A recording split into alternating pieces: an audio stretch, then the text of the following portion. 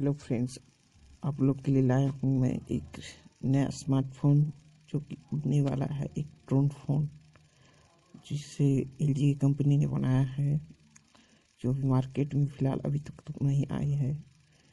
तो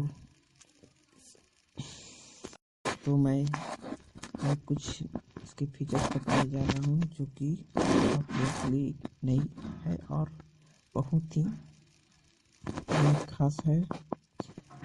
तो चलते हैं, शुरू करते हैं my YouTube channel to Vicky Raja की तरफ से ये सब सारे फीचर्स जो आप देख सकते हैं। Hello friends,